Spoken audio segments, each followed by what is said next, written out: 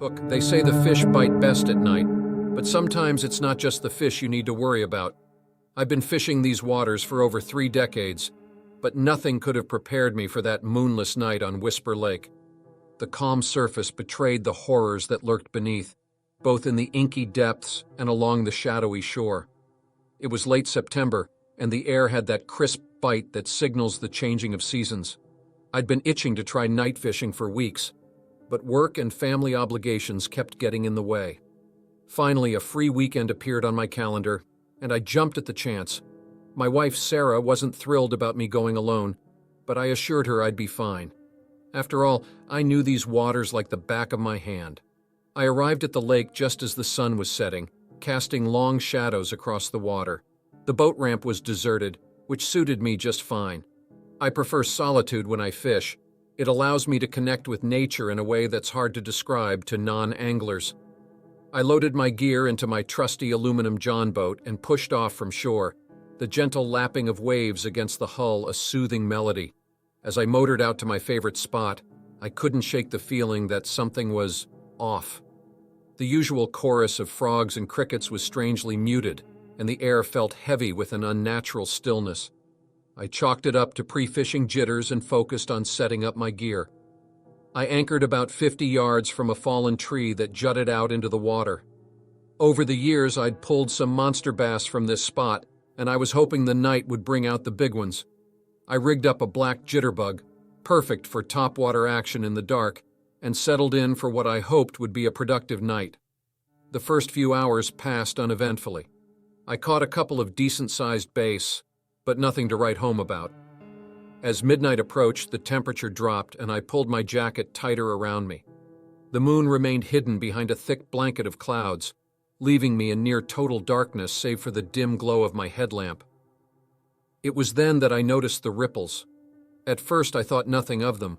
Ripples on a lake are as common as leaves on trees.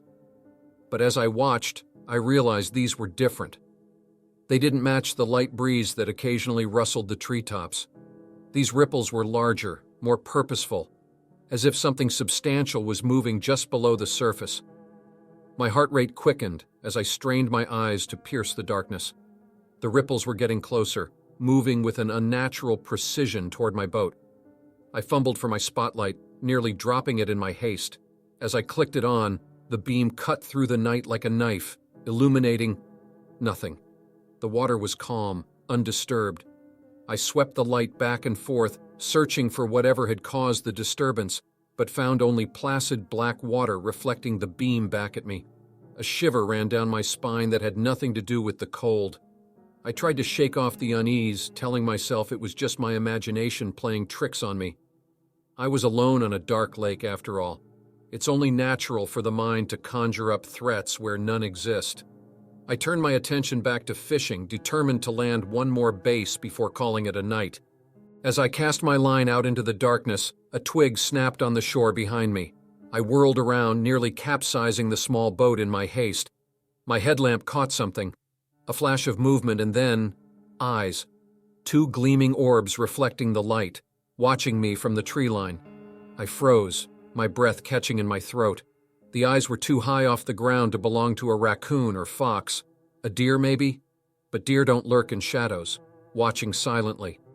No, these eyes held an intelligence that sent ice through my veins. "Hello?" I called out, my voice sounding thin and reedy in the vast darkness. "Is someone there?" Silence was my only answer. The eyes remained fixed on me, unblinking and unmoving. I reached for the spotlight again, desperate to identify what was watching me. As the powerful beam hit the shoreline, the eyes vanished. I scanned the area frantically, but there was no sign of movement, no rustling of underbrush to indicate something retreating. My hands were shaking as I stowed the spotlight. I needed to get out of there. Something was very wrong, and every instinct I had was screaming at me to leave. I started to pull up the anchor, the chain rattling loudly in the stillness of the night. That's when I heard it. A low, guttural growl that seemed to come from everywhere and nowhere at once. It wasn't the sound of any animal I'd ever encountered in these woods. It was almost human, but distorted and filled with a primal hunger that made my skin crawl. I abandoned the anchor, leaving it behind as I scrambled for the motor. My fingers felt thick and clumsy as I tried to start it, panic rising in my throat. The growl came again, closer this time, and accompanied by the sound of something large entering the water. The motor roared to life, and I gunned it, nearly standing in the boat as I pushed the throttle to its limit.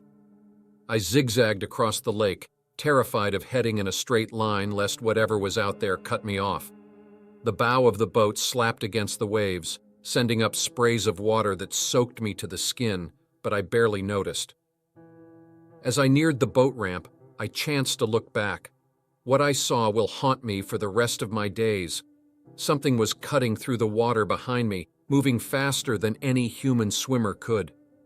In the dim light of my headlamp, I caught glimpses of a pale, elongated form, more serpentine than human, yet unmistakably intelligent in its pursuit. I hit the shore hard, the impact nearly throwing me from the boat. I scrambled onto land, my legs wobbly and weak from adrenaline and fear. I ran for my truck, fumbling with the keys as I glanced back at the lake. There, at the edge of the water, stood a figure. It was vaguely humanoid in shape, but wrong in ways my mind struggled to comprehend. Long, gangly limbs, skin that seemed to shift and ripple like the surface of the lake, and those eyes, those terrible, hungry eyes fixed directly on me. I don't remember the drive home. I came to my senses in my driveway, gripping the steering wheel so tightly my knuckles were white. Sarah found me there, still shaking and babbling about eyes in the dark and things that shouldn't exist. I haven't been back to Whisper Lake since that night. I've heard rumors, whispered stories of other anglers who've had strange experiences there after dark. Most laugh it off, attribute it to too many beers or overactive imaginations. But I know the truth. Something is out there, lurking in the shadows and depths of Whisper Lake. Something that doesn't take kindly to solitary anglers disturbing its domain. And on quiet nights when the wind is still and the moon is dark, I swear I can hear that growl, calling me back to the water's edge. But I won't go. Some fish are better left uncaught, some mysteries better left unsolved. I'll stick to daytime fishing from now on, in waters where the only things watching me from the shore are squirrels and songbirds, because now I know that when night falls on Whisper Lake, it's not just the fish that feed in the darkness, and not everything that swims in those waters has fins. Hook. They say the sea holds many secrets, but some are better left in the depths, where the light of day can never reach them. I've always loved the ocean. The way the salt air fills your lungs, the gentle rocking of a boat on the waves, the thrill of battling a big fish on the line. But after what happened on that deep-sea charter, I'm not sure I'll ever look at the water the same way again.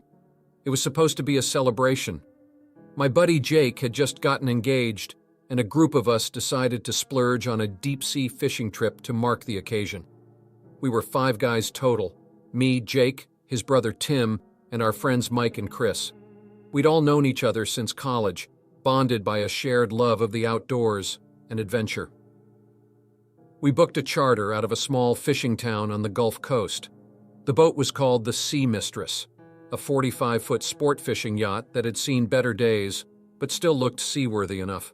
The captain, a weathered old salt named Hank, greeted us at the dock with a gruff nod and a quick rundown of the day's plan. "We'll head out about 50 miles, he said, his voice gravelly from years of shouting over engines and wind. "There's a deep trench out there where the big ones like to hide. If we're lucky, we might hook into something special." We set out just before dawn, the sky slowly lightening from inky black to a soft lavender as we left the harbor behind. The mood on board was electric with excitement. We cracked beers, told jokes, and speculated about the monster fish we were sure to catch. As the coast faded into a thin line on the horizon, I felt that familiar sense of freedom that comes with being out on the open water. The sun climbed higher, burning off the morning haze and revealing a sea as smooth and blue as polished sapphire. We reached the fishing grounds around mid-morning. Captain Hank cut the engines, and we drifted in the gentle swells as we baited our hooks and dropped our lines. The depth finder showed we were over 600 feet of water, deeper than I'd ever fished before. The first few hours were slow, We caught a few small tuna and a barracuda, but nothing to really get excited about.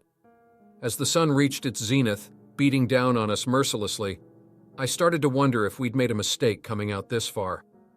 Then Jake's rod bent double. "Fish on!" he yelled, grabbing the rod before it could be yanked out of the holder. The reel screamed as whatever was on the other end took off like a freight train.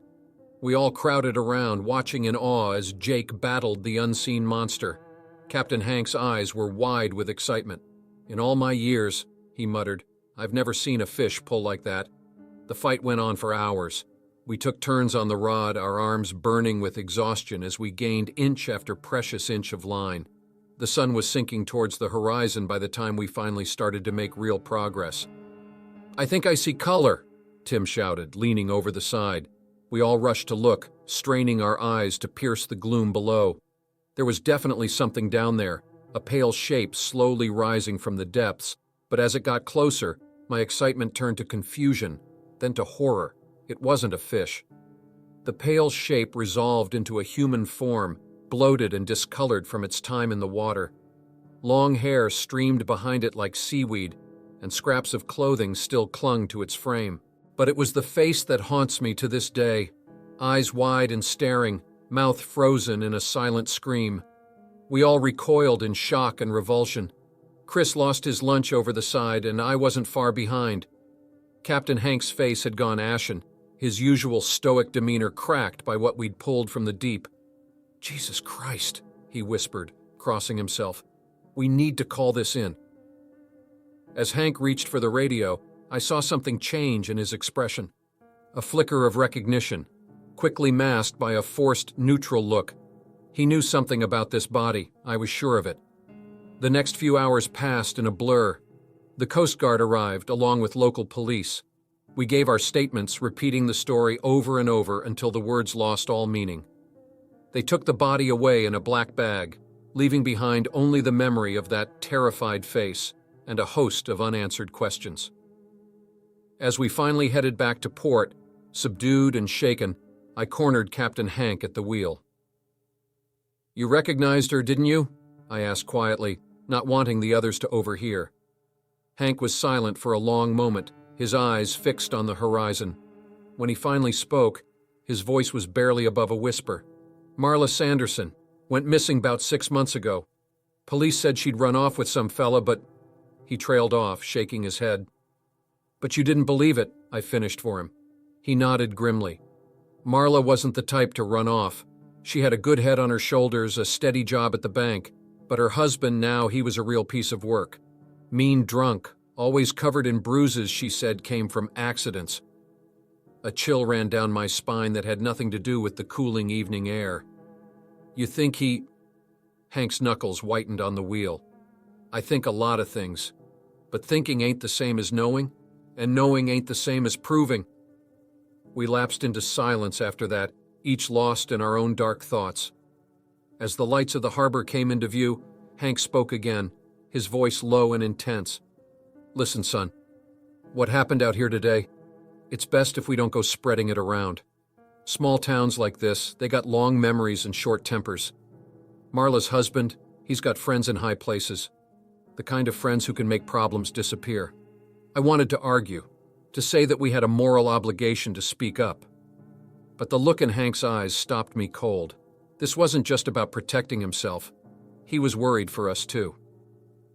We docked in silence, the jubilant mood from this morning a distant memory. As we disembarked, Hank pulled me aside one last time.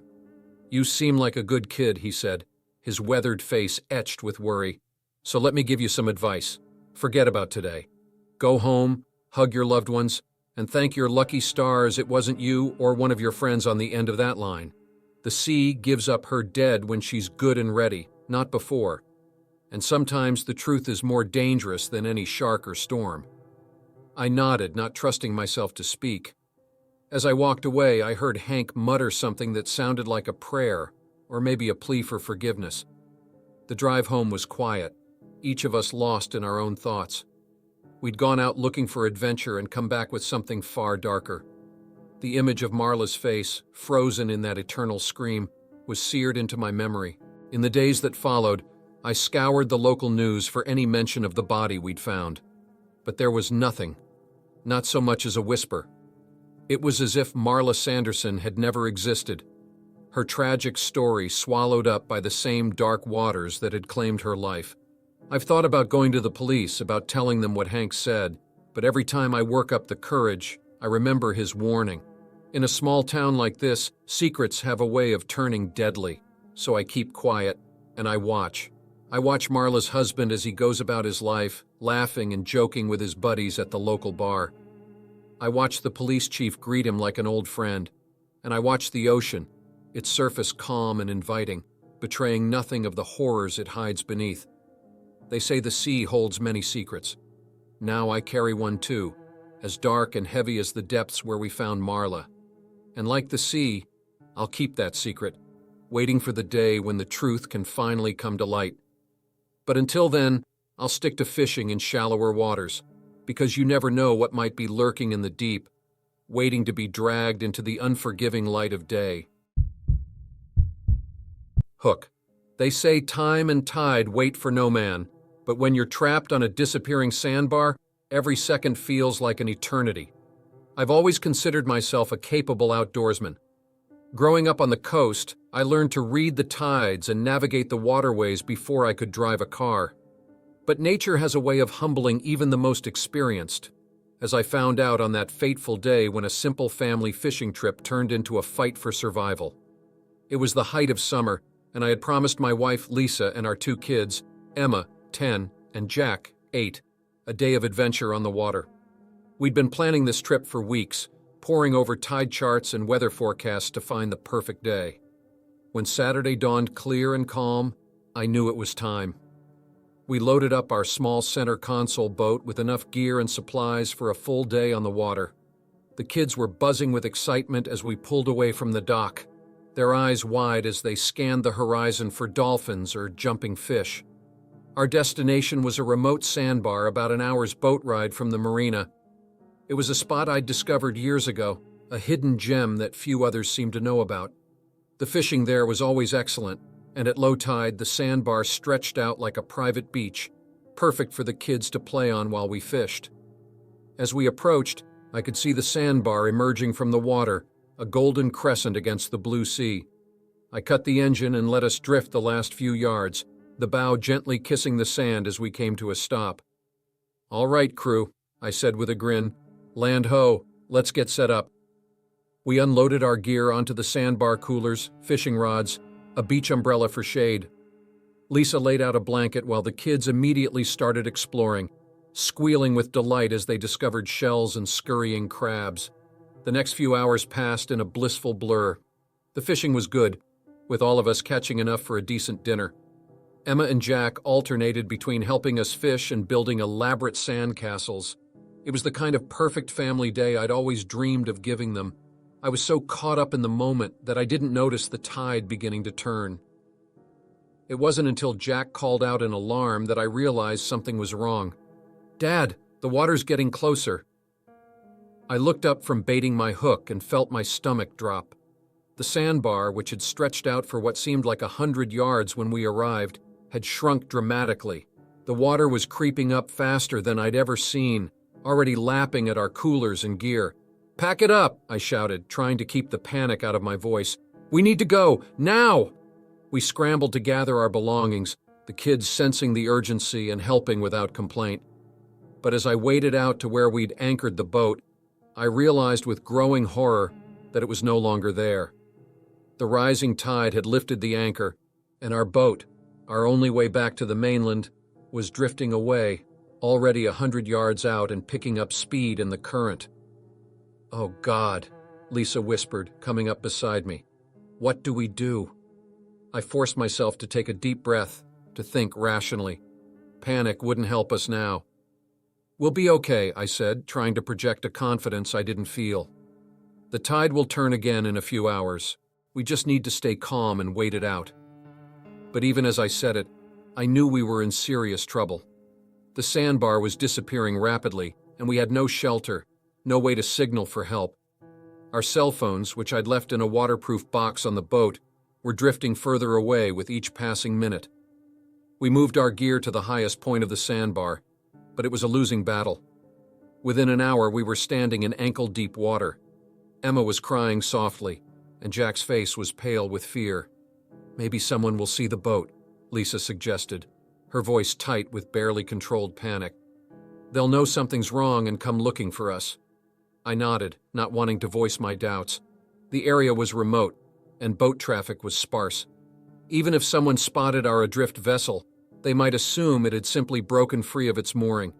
By the time anyone realized we were missing, it could be too late. As the water continued to rise, reaching our knees, then our waists, I made a decision. "We need to swim for it," I said, pointing to a small island about half a mile away. It was farther than I'd like, especially with the kids, but it was our only chance. Lisa looked at me, fear and trust warring in her eyes. "Are you sure?" I wasn't, not at all, but I nodded anyway. "It's our best option. That island is bigger, higher. We'll be safe there until help comes." We salvaged what we could. A small cooler with some water and snacks, a life jacket for each of the kids. Everything else we had to leave behind. "Okay, guys," I said, kneeling down to look Emma and Jack in the eyes. "We're going to have to be really brave now. We need to swim to that island over there. It's going to be tough, but I know you can do it. Just hold on to the cooler and kick your legs, okay?" They nodded solemnly, their young faces set with determination that broke my heart. We set out, Lisa and I on either side of the kids, all of us clinging to the small cooler for buoyancy. The current was stronger than I'd anticipated, pushing us sideways and making every yard a struggle. Time seemed to stretch and warp as we swam. My arms and legs burned with fatigue, but I forced myself to keep going, to keep encouraging the kids. Emma was doing well, her swimming lessons paying off, but Jack was struggling, his small body tiring quickly. "We're almost there," I lied, seeing the fear in his eyes. "Just a little further." But the island didn't seem to be getting any closer. If anything, the current appeared to be pushing us further out to sea. Panic clawed at my throat as I realized we might not make it. Just when I thought we couldn't go on, when my muscles were screaming and Jack was barely keeping his head above water, we heard it, the distant thrum of an engine. "Help!" Lisa screamed, her voice hoarse. "Over here! I turned, squinting against the glare of the setting sun, and saw it, a Coast Guard vessel heading in our direction. Relief flooded through me, so intense it was almost painful. The rescue itself was a blur. Strong hands pulling us from the water, blankets being wrapped around our shivering bodies, concerned voices asking if we were all right. It wasn't until we were safely aboard, watching the island we'd been swimming for recede into the distance, that the full weight of what had happened hit me. We'd come so close to disaster. If that Coast Guard boat hadn't been on a routine patrol, if they hadn't spotted us. "Your boat was found drifting a few miles offshore," one of the officers explained. "When we saw the kids, toys on board but no people, we knew something was wrong. You're lucky we found you when we did. Lucky." The word seemed inadequate to describe our narrow escape. As we approached the marina, I could see flashing lights and a crowd gathered at the dock. News of our misadventure had apparently spread quickly in our small coastal town. We were greeted with a mix of relief and stern admonishment. The harbor master, a friend of mine, pulled me aside as the paramedics checked over Lisa and the kids. "What were you thinking, John?" he asked, his voice low and serious. "You know how treacherous those sandbars can be. You, of all people, should have known better." His words stung, but I knew he was right. I'd become complacent, overconfident in my abilities and knowledge of the area. That overconfidence had nearly cost my family their lives. In the days that followed, as we recovered from our ordeal, I couldn't stop thinking about how close we'd come to tragedy. The image of my children struggling in the water, of the island that never seemed to get closer, haunted my dreams. I've always loved the sea, but now I understand its power in a way I never did before. It's not a playground or a resource to be exploited. It's a force of nature, beautiful and terrible in its indifference to human life. We still go out on the water, but now with a newfound respect and caution.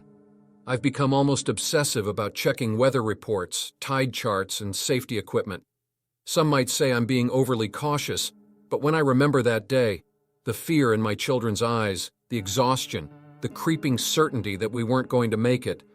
I know that no precaution is too great. The sea gives us so much food, recreation, a livelihood for many in our town. But that day on the sandbar taught me that it can take everything away just as quickly. It's a lesson I'll never forget, and one I hope others can learn from our experience rather than their own close call. Because out there, where the land meets the sea, the line between adventure and disaster is as thin and shifting as the sand beneath your feet. Hook. They say curiosity killed the cat, but in the murky depths of Shadow Lake, curiosity nearly killed me. I've been fishing Shadow Lake since I was knee-high to a grasshopper. Its waters have always been generous, offering up largemouth bass and crappie like they were going out of style. But on that sweltering July afternoon, the lake decided to show me its darker side, reminding me that beneath its placid surface, danger lurks in the most unexpected places. It started innocently enough. I'd been having a banner day, reeling in one hefty bass after another. My buddy Mike was green with envy, watching from his boat a few yards away as I hauled in what felt like half the lake's population. "What's your secret, Jake?" he called over, a mixture of admiration and frustration in his voice. "I swear you got some kind of fish magnet over there." I just grinned and shrugged, not wanting to admit that my success was more luck than skill. Truth be told, I was feeling pretty cocky. Maybe that's why, when I snagged my lure on something underwater, I decided to play the hero instead of cutting my losses. The lure in question wasn't just any old piece of tackle.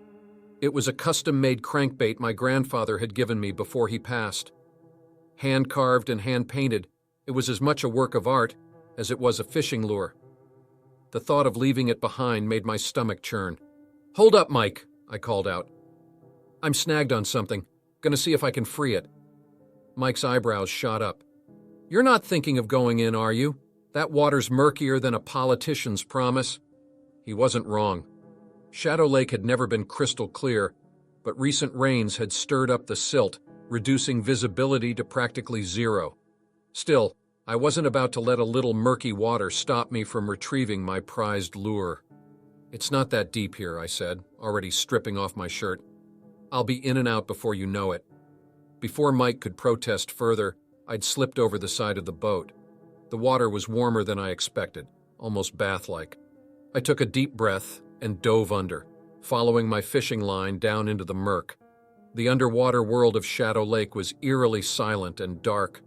Particles of silt swirled around me, making it hard to see more than a foot in any direction. I felt my way along the fishing line, moving slowly to avoid stirring up more sediment. My lungs were starting to burn when my fingers finally brushed against something solid. It wasn't the branch or submerged log I was expecting, though. The surface was smooth and curved, almost like... A chill ran through me, despite the warm water. I'd found my lure all right, but it was lodged in what felt disturbingly like a human skull. I jerked back instinctively, heart pounding. This had to be a mistake. Maybe it was just an old Halloween decoration someone had tossed in the lake, or a prop from a movie shoot. Anything but what I feared it might be. But as I ran my hands over it again, the terrible truth became undeniable. The eye sockets, the nasal cavity, the uneven teeth. This was no prop. This was real. Panic set in. I needed to get back to the surface, to breathe, to process what I'd just found. But as I turned to swim upward, I felt something wrap around my ankle. At first, I thought I'd gotten tangled in some underwater vegetation. But when I reached down to free myself, my fingers met something that made my blood run cold. It wasn't seaweed or fishing line holding me. It was a hand. I thrashed wildly, trying to break free, but the grip only tightened, pulling me deeper.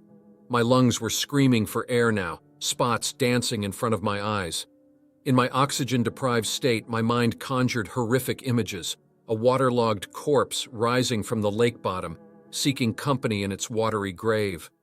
Just when I thought it was all over, when the urge to inhale water was becoming overwhelming, the grip on my ankle suddenly loosened. With the last of my strength, I kicked hard and shot towards the surface. I broke through with a desperate gasp, gulping air like a drowning man, which I realized I nearly had been. Mike's boat was beside me in seconds, his face a mask of concern. Jesus, Jake, what happened down there? You were under for ages. I couldn't speak at first, could barely think straight. Mike hauled me into his boat, where I lay shaking and coughing. We need to call the police, I finally managed to croak out. There's a body down there. Mike's eyes widened in disbelief. A body? Are you sure? I nodded grimly. A skeleton at least, and something else. Something that grabbed me. I could see the skepticism in Mike's eyes. Hell, I could hardly believe it myself. But I knew what I'd felt down there in the dark. The next few hours passed in a blur. We called the local sheriff's office, and soon the quiet lake was swarming with dive teams and crime scene investigators. I told my story over and over, each retelling making it sound more unbelievable to my own ears. They found the skeleton just where I said it would be. The bones of a man, the coroner estimated, dead for at least a decade. My grandfather's lure was still tangled in the eye socket, a macabre fishing trophy. But they found no sign of anything that could have grabbed my ankle. The divers reported nothing but mud and old tree roots in the area where I'd been snagged. One officer gently suggested that in my panic, I might have imagined the hand grabbing me or mistaken a root for a skeletal limb. Part of me wanted to believe that explanation. It was certainly more palatable than the alternative, but I knew what I'd felt. That grip had been real as the skull I'd touched. As the day wore on and the initial excitement died down, I found myself sitting alone on the shore, staring out at the now quiet waters of Shadow Lake. The setting sun painted the surface a deep, bloody red, as if the lake itself was blushing at the secrets it had given up. Mike walked up and sat beside me, handing me a cup of coffee from the thermos he'd brought. "How you holding up?" he asked, his voice uncharacteristically gentle. I shrugged, not taking my eyes off the water. "I don't know, man. I can't shake the feeling that there's more down there, more than what they found." Mike was quiet for a long moment. When he spoke again, his voice was low, almost conspiratorial. "You know, my granddad used to tell stories about this lake. Said it was deeper than anyone knew, with underwater caves and currents that could suck a man down to who knows where." I turned to look at him, raising an eyebrow. "You believe those stories?" He shrugged. "I didn't. Not until today. But after what you experienced, I don't know. Maybe old Granddad wasn't just spinning yarns after all." We sat in silence after that, watching as the last light faded from the sky and Shadow Lake became a vast black mirror. I couldn't help but wonder what other secrets it held in its depths, what other lost souls might be down there, waiting to be discovered. The investigation continued for weeks.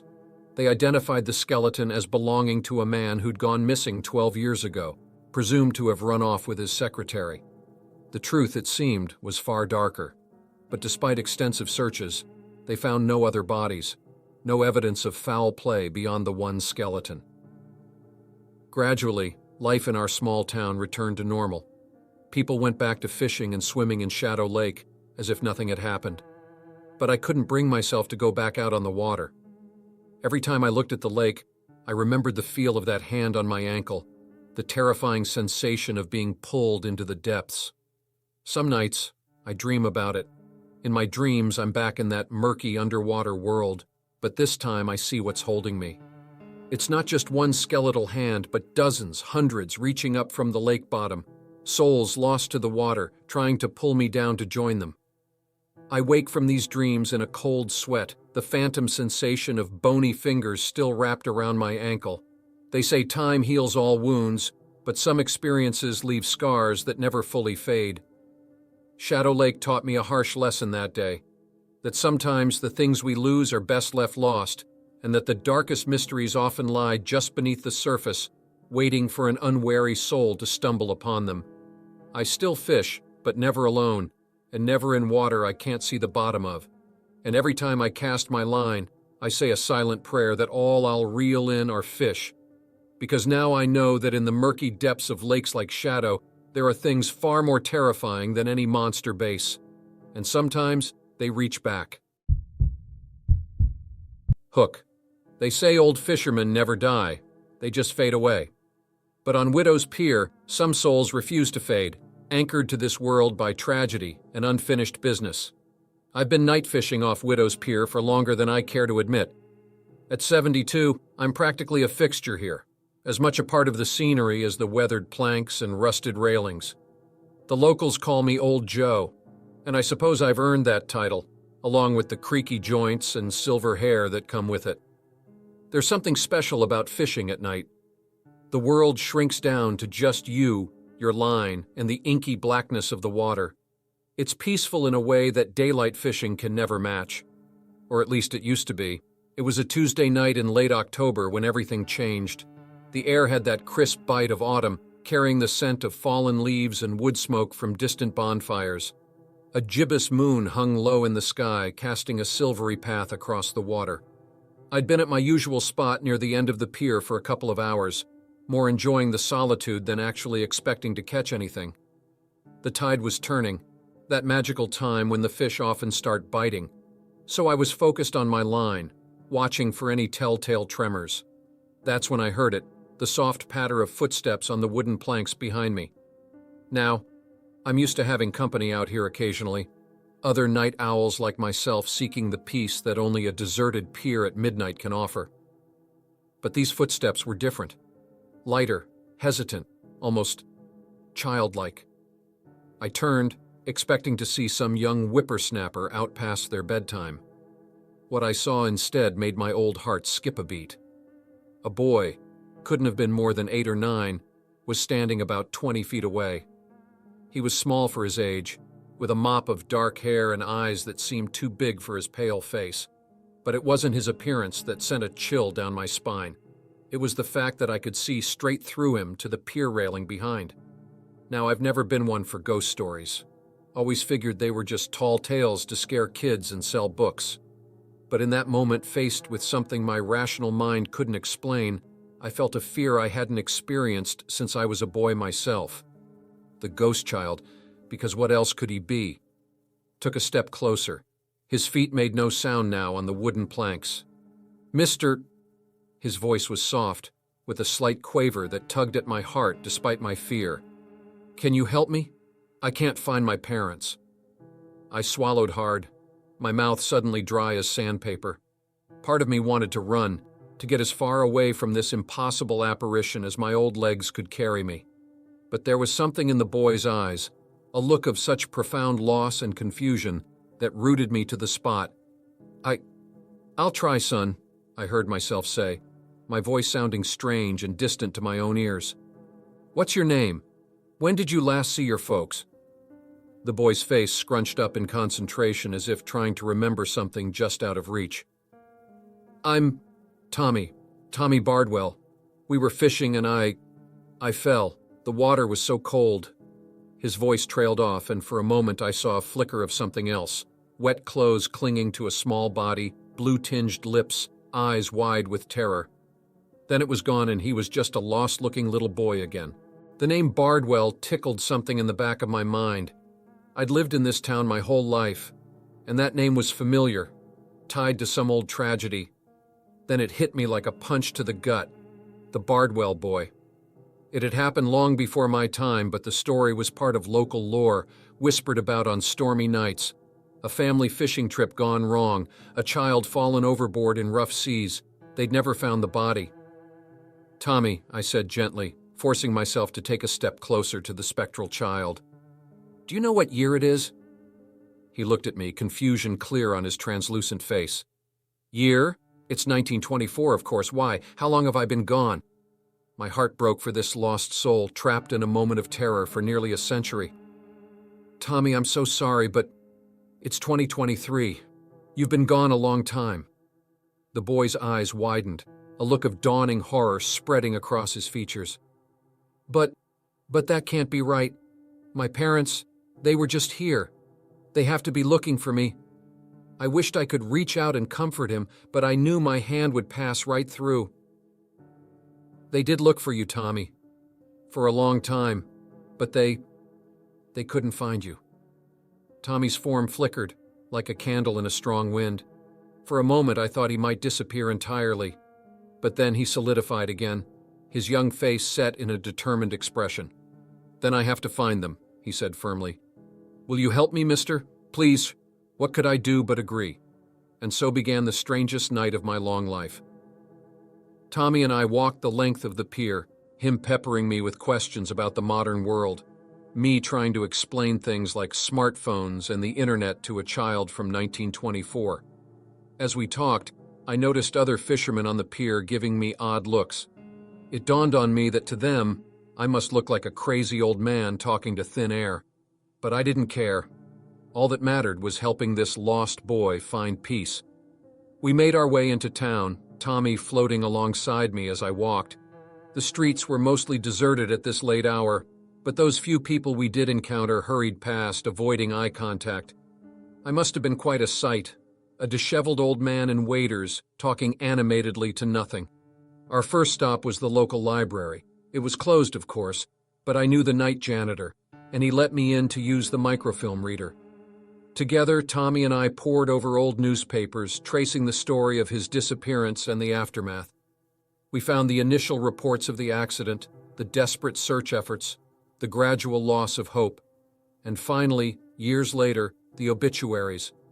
First his father, then his mother, both having never fully recovered from the loss of their only child. Tommy was silent as we read, his small form trembling slightly. When we finished, he looked up at me with eyes far too old for his young face. "They're gone," he said softly. "Really gone." I nodded, not trusting myself to speak.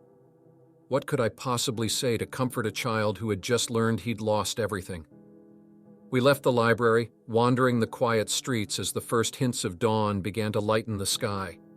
Tommy was subdued, lost in thought. I racked my brain for some way to help him, to give him the peace he'd been denied for so long. As we neared the pier again, an idea struck me.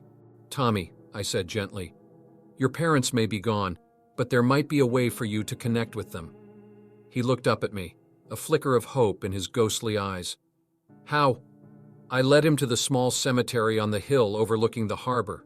It took some searching, but we finally found what we were looking for: a family plot with 3 headstones. 2 large ones for his parents, and a smaller one in the middle, bearing Tommy's name and the dates 1916 to 1924, with the inscription, "Lost at sea, forever in our hearts." Tommy stood before the graves, his translucent form shimmering in the pre-dawn light. He reached out a small hand, passing it through the cold stone of his own headstone. "They didn't forget me," he whispered, his voice thick with emotion. "No, son," I said softly. "They never forgot you." As the first rays of sunlight crested the horizon, I saw a change come over Tommy. The lost, confused look that had haunted his eyes began to fade, replaced by a sense of peace. I think I can go now," he said, turning to me with a small smile. "Thank you, mister, for everything." Before I could respond, Tommy's form began to dissolve, like mist burning away in the morning sun. In moments he was gone, leaving me alone in the quiet cemetery. I made my way back to the pier, my fishing gear long forgotten. As I stood at the railing looking out over the water where young Tommy Bardwell had met his fate so long ago, I felt a profound sense of something.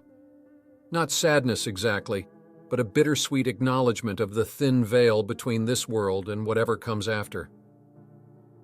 I've been back to Widow's Pier many times since that night. I've never seen Tommy again, but sometimes when the moon is right and the tide is turning, I swear I can hear the faint laughter of a child carried on the salt breeze. They say old fishermen never die, they just fade away. But sometimes it seems they stick around long enough to help a lost soul find its way home, and in doing so, perhaps find a bit of peace for themselves as well.